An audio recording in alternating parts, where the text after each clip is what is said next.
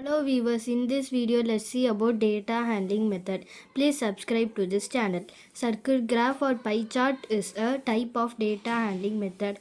A circle graph or pie chart or pie diagram is a circle which is divided into several sectors. Circle represent the total value of the given data. The sectors represent the proportion of the components of the total. Another name of this diagram is an angular diagram or circular diagram. Example: the monthly expenditure of the family is given below. Description: food, house rent, miscellaneous. Miscellaneous means various kind of things. School fees. Amount spent: food 3000, house rent through 2500, miscellaneous 2000, school fees 1500. We can represent this information on a pie chart as follows. Total expenditure equal to 3000 plus 2500 plus 2000 plus 1500. So the total expenditure rupees is 9000.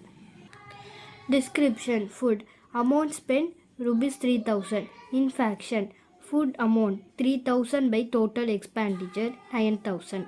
1 by 3. Central angle 1 by 3 into 360 equal to 120. Description: house rent amount spent rupees 2500. In fraction: house rent rupees 2500 by total expenditure fraction equal to 5 by 18. Central angle 5 by 18 into 360 equal to 100 degree. Miscellaneous amount spent rupees 2000. In fraction: 2000 by total expenditure 9000 equal to 2 by 9. Central angle 2 by 9 into 360 equal to 80. Description: school fees amount spent rupees 1500.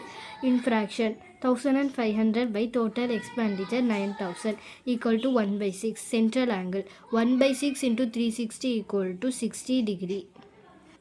So we can represent this in a pie chart. Food 120 degree, house rent 100 degree, miscellaneous 80 degree, school fees 60 degree. If we add this all, total is 360 degree. Thank you all for watching.